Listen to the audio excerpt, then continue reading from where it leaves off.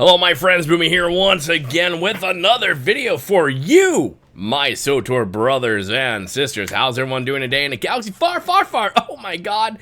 Sam dropped a video and we've got to react to it. Oh wait, this is your first time on the channel. Make sure you hit that subscribe button for all your SWTOR fun news, mainly news. If you want news for Star Wars The Old Republic, this is the main channel to go where we regularly give you news and let you know what's going on in this game. Anyways, my friends, SWTOR Central, or I'm sorry, Star Wars Central, I always screw that up. Sorry, my friend, has put out a video called This MMO is Doom. And I think we need to watch it because I read it and went, oh, okay, Sam, my dear friend, what do you got for us? Let's go. Let's take a look at what Star Wars Central has to say about Star Wars The Old Republic. Cap has to go. Operations need to be accessible without a subscription. In fact, let's just eliminate the subscription model entirely. I'm 8 seconds in to his video, and I 100% agree. I have an idea what this video is going to be about, but let me just state right now that they need Star Wars The Old Republic. When it comes to gating content from paying members to versus free to play is the worst out there, bar none, the worst. Let the game sustain itself through paid DLCs and the existing cash shop. As you can probably guess, this video is going to be a bit of an in-depth look at Star Wars The Old Republic's monetization, and how, in comparison to other MMOs, it has become arguably one of the worst offenders in the genre. 100%. Anyone who knows me knows I've long held a critical stance on the game's subscription model and ever-expanding cash shop. In this video, I'll break down why this system... And I have played a lot of different games. I have played games that have like a gigantic cash shop. SWTOR is ridiculous when it comes to his cartel market. Like, it is just almost pathetic at this point of them just like, they pretty much just might as well just put on the card in their cartel market, and the moment you pop it up is, please give us money. Isn't just flawed, it's predatory, restrictive, and ultimately unsustainable. If something doesn't change soon, SWTOR is headed toward a quiet, inevitable decline. Let's start with the obvious. I don't think it's in a quiet decline. I think it's in a very loud decline. I think, or maybe, no, you know what? I rethink. I'm gonna restate that. You have the toxic positivity peeps out there who will praise this game all day long, and it should. This is a great game. If you just got into the game, party on. This game has so much to offer you. Us veteran players, however, who have been in this game for 10 plus years, this game is slowly dying, and it's no fault of the community. It's 100% fault of the development team. There are thousands of items on the cash shop. Free-to-play restrictions are absurdly high. We're talking about bundles priced at $100. Which is stupidly insane. Yes, you get free sub time and all that crap, but 100... Even if the economy is starting to get a little better out here in the States, or whether or not you're in Europe or the EU, same damn thing, we're at $100. I'd rather spend $100 on groceries or a really good box of cigars than this. I mean, a lot of the stuff in the bundles isn't really like groundbreaking. It doesn't like scream to me, Boomy, you must buy this. If you have bought it, party on. Love it. If this is where you feel like your money is best invested, I will never tell you how to spend your money. As for me and my beard, you're never going to get a dime out of me with these bundles, broadsword. And hundreds of dies that you can buy, each one single use only. We are going to pause a lot in this video. We're only a minute in. Single use only for these dies is not only predatory, it is sinful.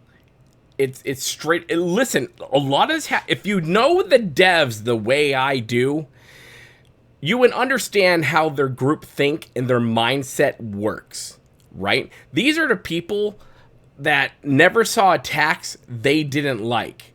These are the people who like to run a government and tax the living hell out of everyone, and when everyone gets pissed off about it, they're like, what did we do? It's not our fault. It's your fault for not understanding the greatness of our plan. That is 100% this dev team. That's right, you apply the dye to one piece of armor and it disappears forever. Want to use it on another outfit? Buy it again. And of course, in true exploitative fashion, the more stylish or appealing dyes are only available on the cartel market. Yep. The mediocre ones, those are the ones that you... At the same time, I'm not going to blame them for doing that. I totally get it from a business marketing standpoint. You want the most flashy stuff to be on the sale front of what you're trying to push and sell. I get that. I think it's horrible, but I also get it at the same time. You can get in-game or through crafting. Compare this to Guild Wars 2, which handles cosmetic systems with far more respect for the players. Their dyes are earned through achievements, milestones, account anniversaries, or purchased with in-game currency. Best of all, when you unlock a dye, it's yours. Yep. Forever, across your entire account. That is how you respect a player's time and investment. Meanwhile, also, I would argue, and I would add as well as Star Trek Online, once you buy a ship, whatnot, using Zen, it's unlocked for all your accounts. You can use it. So this whole like, well, you used it for one account, you can't use it for another, is bull crappy, and that's just shady AF. So I'm not a big fan of that. But Star Trek Online, as well as Guild Wars 2, as we've seen, I haven't really played Guild Wars 2. I've been told I would love that game. Maybe someday when I have a time, when I have a time to do that, I will. But I think Sam's making great points here. Based AF, as the kids would say. Star Wars The Old Republic, there isn't even a single way to permanently unlock a dye on even just one character, let alone account-wide, and this is just the first example of many that I have for you. The monetization in SWTOR has reached a level of absurdity that simply doesn't align with the current competitive MMO landscape, and yet no one seems to be talking about it. The devs are always 2 steps behind everyone else. Final Fantasy Online, Guild Wars 2, World of Warcraft. These are juggernauts with constant updates, massive teams, and I mean, yeah, like you said, World of Warcraft has a massive team, right? And they've been literally have been working on 3 expansions at once. WoW, their cash shop. I mean, this is my belief on a cash shop. It's up to you to spend the money. That's your choice to spend the money. I get the FOMO and all that crap, but you are responsible for whether or not you are going to spend that money to buy whatever XYZ item it is. I think what World of Warcraft does is they have a really good rotation. There's not 90 odd pages of crap to go through on their cash shop. They have like the monthly stuff that's in or the weekly stuff that's in. That's fine. I have bought from their cash shop. I have done it before. But you're not like, you know what SWTOR is? SWTOR, if you go through their cartel market items and like all the menu that they have, it's like going to a restaurant that has 30 pages of food, and you're just like, what the hell am I going to buy? And then after a while, you realize when that restaurant closes down, you realize that their overhead is too damn high. And that is why they need to stream it down a bit and do a better rotation when it comes to cartel market items. I know that was a weird aside on that one, but that's just where I'm at. And well-structured monetization. Structured. Did I say that weird? No. For SWTOR, playing catch-up isn't a luxury, it's a requirement for survival. Yes, Star Wars The Old Republic has its merits, voice-acted content, 100%, great legacy story arcs, and moments of truly excellent writing. For all the Valen simps out there. Buried beneath outdated systems and development stagnation. The engine lags behind, new features are rare, and while other games innovate, SWTOR clings to models that were tired a decade ago. Let's talk about monetization scale. World of Warcraft charges a sub-fee and sells expansions and has a cash shop. That's a heavy load to monetize with, but Blizzard delivers far more content with a much larger studio and a massive player base. Players tolerate that system because the value is there. You get something in return. Can Star Wars The Old Republic... That is 100% gospel truth. You get something in return. I have been with Blizzard and World of Warcraft for 15 plus years.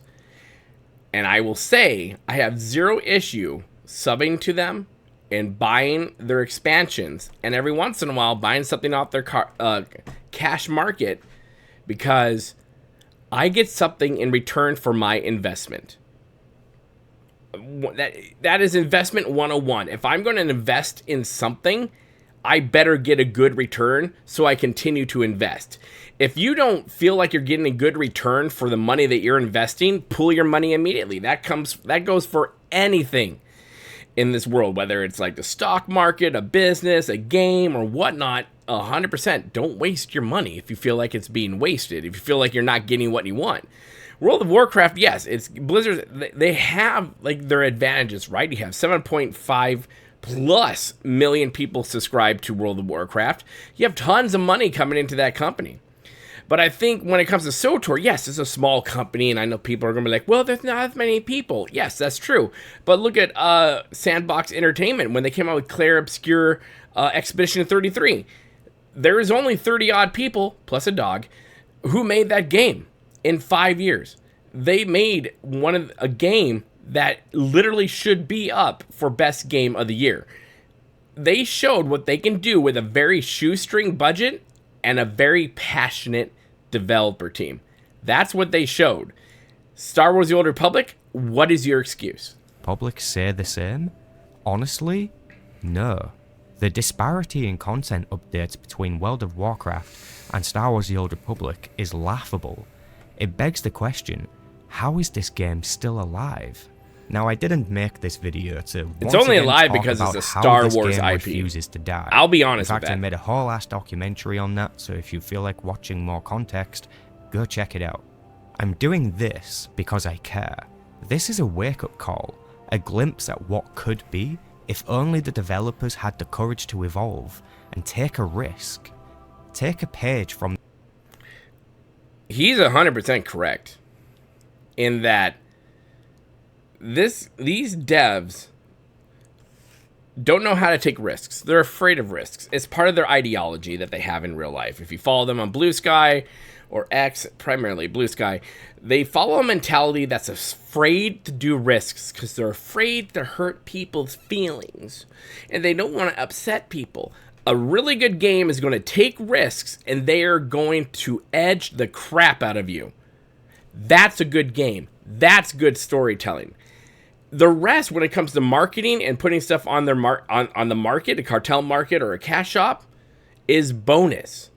If people feel invested in a game and feel invested into a story, and they feel invested on the bottom end to a gaming development company, they're going to spend money.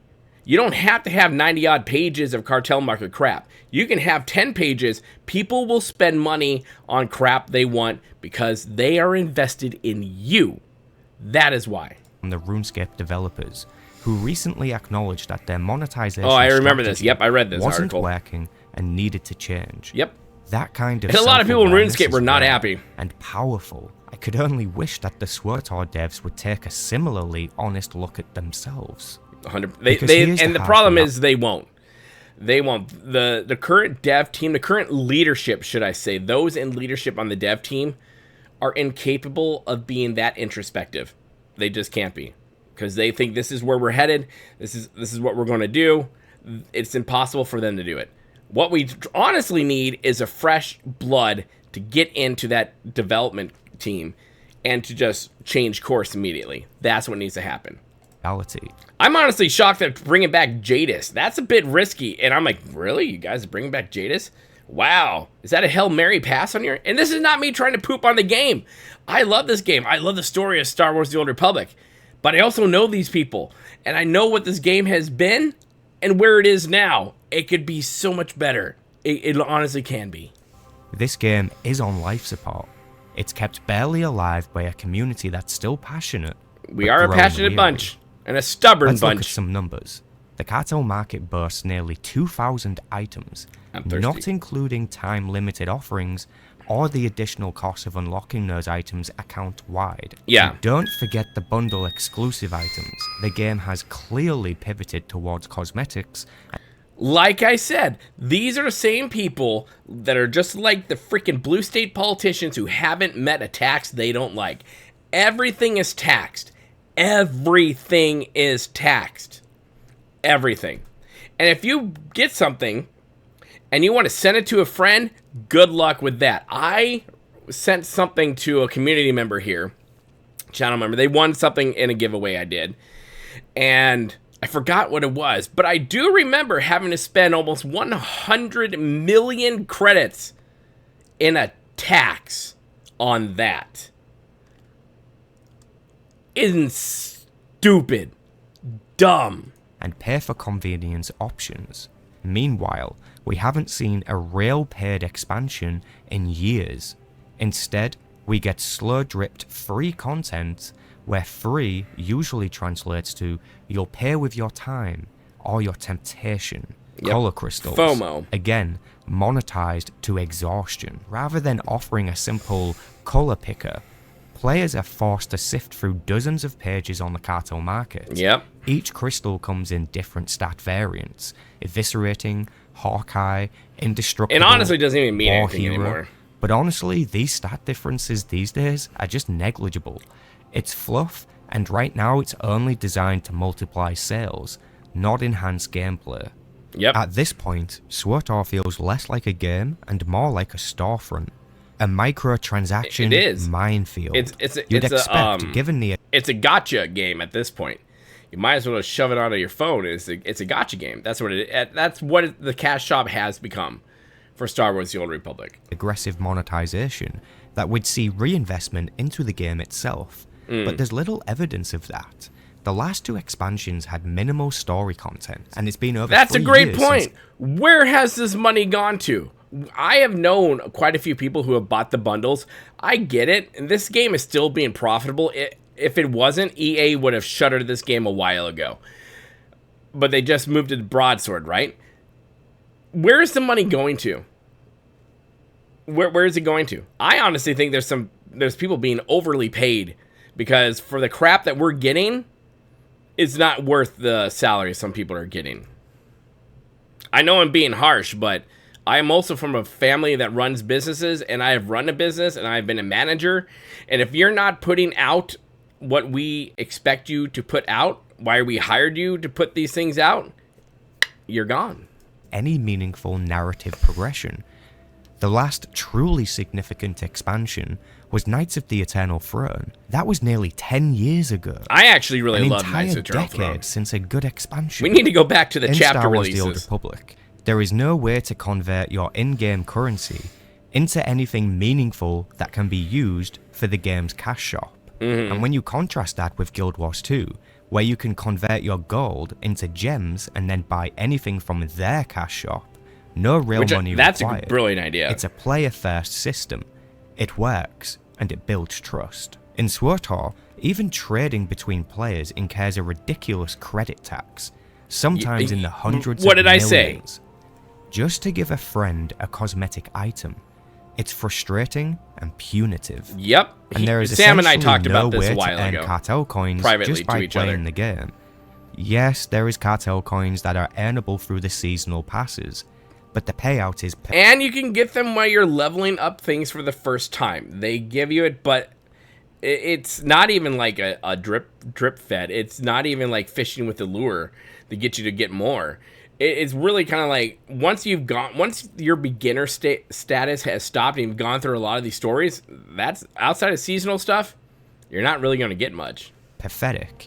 And they took away the refer a friend stuff, so you know you're not going to get anything there. You grind through dozens of hours of weeklies to afford a single cheap item. That's not a reward. I hate the That's season a passes. I think joke. they're horrible.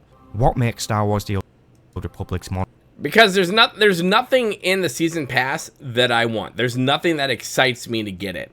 Outside of what was it, the Capero Stronghold? There is really nothing in that seasonal pass that made me want to get it. I bought one seasonal pass for 10,000 cartel coins just to get through it and see what they have to do it for a video. Ever since then, I could not be bothered to do a seasonal pass because there's nothing there that makes you go like, oh my god, this is really great. This is awesome. It's really not. For me, it's not for me. I know for other people it is, but not for this beard. Monetization, truly toxic, is how it actively discourages returning players. Yes. Who actually want to log back in, only to be slammed with restrictions, paywalls, and limitations. If you're not a subscriber, all this while core aspects of the game are either ignored or abandoned. Yeah. Story, neglected. PvP, group content, neglected. New systems, rare. Meanwhile, the cash shop is constantly updated. That's their because baby. That's the priority. Yep. To be fair, I'll acknowledge the good. 64-bit client support is a step forward. DirectX 12 is coming. New character creation options, updated textures, and limited visual improvements show some progress. But these are surface-level patches on a bleeding wound. They don't address performance issues like FPS drops, unplayable 16-man... Like my PC, I can run today's 2025 games on Ultra on over 200 FPS. I get into Star Wars The Old Republic, and it drops like crazy. And even with like my recording software, I have to do SWTOR in Windows mode just to record content in the stream for it. Whereas every other game, Expedition 33, Fallout 76, Monster Hunter Wilds, Assassin's Creed Shadows, anything, my computer has zero issue with. It's the optimization of SWTOR is bad, and a lot of it has to do with its server, or not its server, but its engine. Content, a slideshow of a gameplay for PvP, or even some open world Dark vs. Light bosses just straight up crashing the game.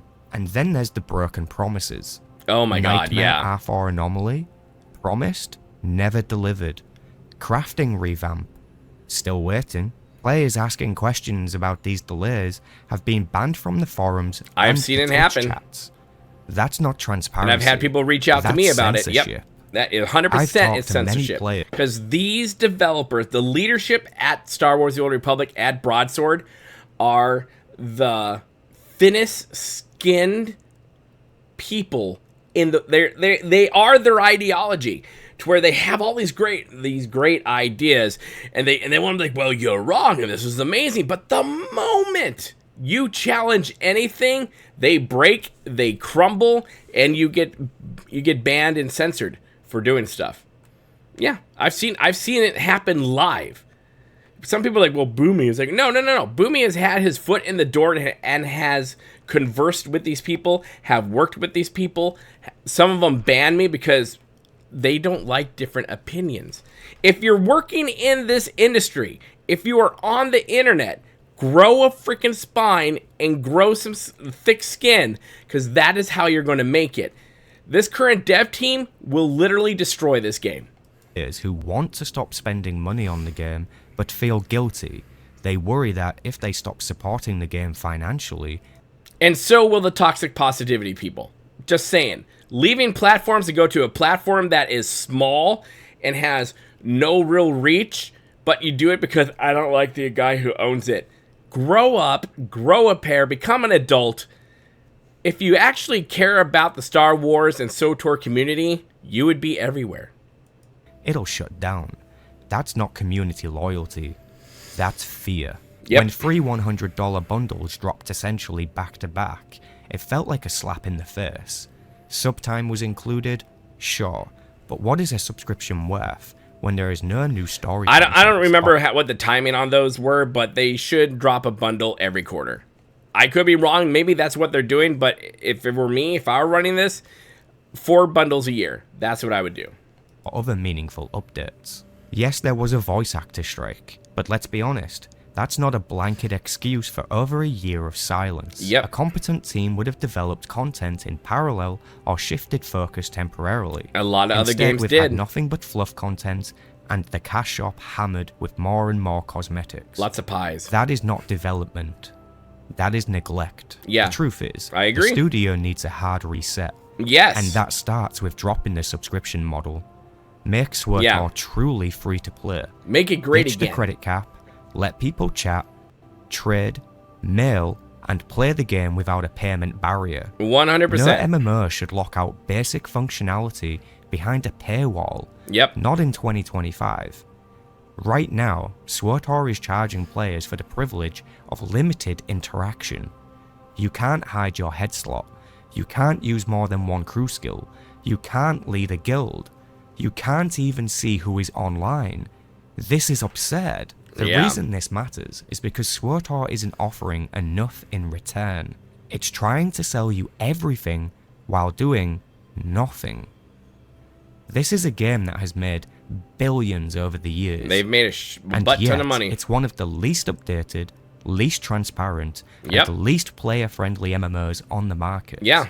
Now, we've got battle passes. One for general content, another for PvP. I mean, I'm not going to fault him on that. monetized. That's how all battle passes work. But no, I get what he's saying. And yes, the PvP one is technically free to play, but again, you can pay your way through it. Yep. The monetization machine never stops turning. Some will argue you can't expect everything to be free. And sure, And we're not asking for it all to be look free. at the competition. Guild Wars 2 is free to play. It sells fair DLC that you keep once you've purchased it, and has a loyal player base because it respects their time. Even Rift has That an game just extremely loyal greenlit a player sequel. base. That's what Lord of the success Rings looks like. Online!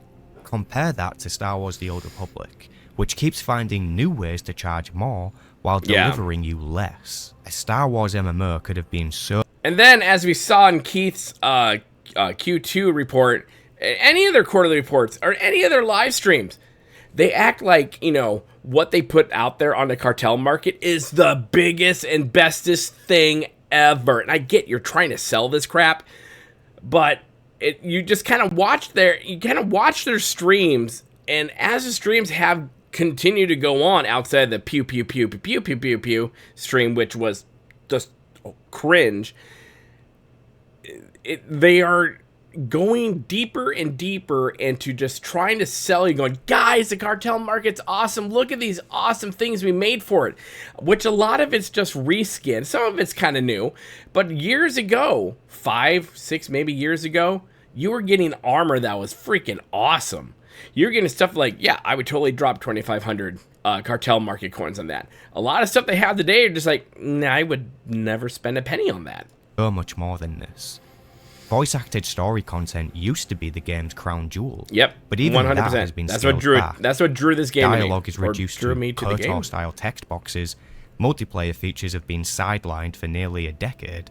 It's no longer the ambitious project it once was. It's a hollow shell of its former self. A lot of that has to do with the leadership So what's the solution? and the main devs in charge. All free-to-play restrictions must go. Bring back paid expansions. I agree. Remove the subscription. I would pay $10 to $20 for a good expansion from Star Wars The Old Republic. That's what I would do. I'd be okay with that. Anything over that, until they start breaking out really good content, I'm not going to trust them until I see it, but I will give them 10 to 20 bucks an expansion. Let me know in the comment section below whether or not you would too, but yeah, that's just me. Subscription model. There is no other path forward. Hey, you know what? I think Sam made a lot of great points in this video. And yeah, it's just, I think when when it comes down to it, at the end of the day, Star Wars The Old Republic is a Star Wars game. It ignites those of us who love Star Wars. They love the lore, they love the story, they love all these things with it. That is why we play this game.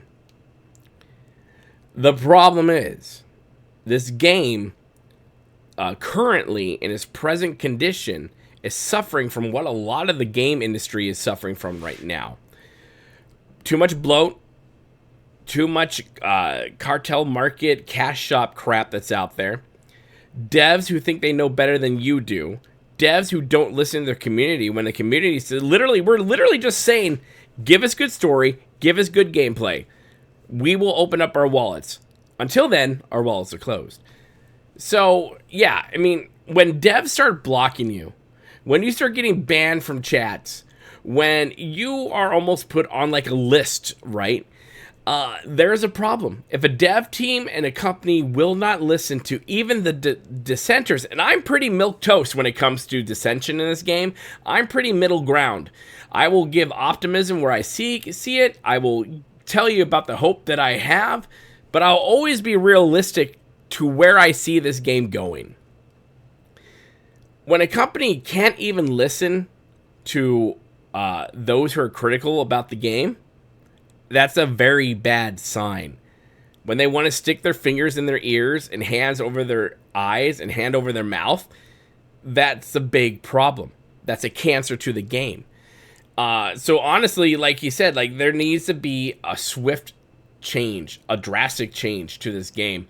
And I think a lot of it has to do with those currently in charge of Story, Keith, Eric, Jackie, Ashley, Caitlin, all those people who are in charge, who are directing, even EA, right? And Broadsword.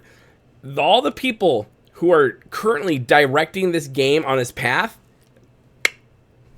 need to go. They 100% need to go. This game will die because of them. Not because of us, the players, but because of them. And how many times have we seen that in the gaming industry these days to where it just dies because of the developer team, not because of the player? Just saying. Anyways, I think Sam did a great job on this video. I liked it. I agree with pretty much like 99.9% of his points. And but I also understand that this is coming from a very veteran point of view. And if you're a brand new player to the game, if you've made it this far into the video, I can understand where you're maybe a little bit confused because there's so much to do in this game as a beginning player. And I get that. I see a lot of beginning players in my comment section, and I love that you guys are there. But from a veteran point of view, once you've done the hundreds and hours of doing this stuff, this is where we sit right now in this. So, yeah, Sam, I think you did a great job. Great video. You know what to do. Go do all the things. Put your comments in the comment section below. Let's keep the conversation going on there. What do you think about his video? What he had to say? What I had to say? What are your thoughts down there? Good or bad? Do the thing. Make sure you hit that like button, the share button, and that bell notification button, my friends, because literally any way you interact with this video, it helps the reach get out. And we want the reach to get out because we want to help save this game. And hey, do you want to see videos first? Do you want to be there the moment the gates open? Do you want a monthly podcast? Why not become a member to the channel? It literally keeps the lights on. It does. It literally does.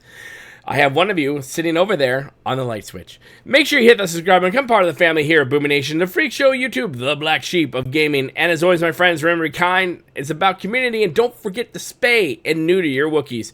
We'll see you later, my friends. Good day.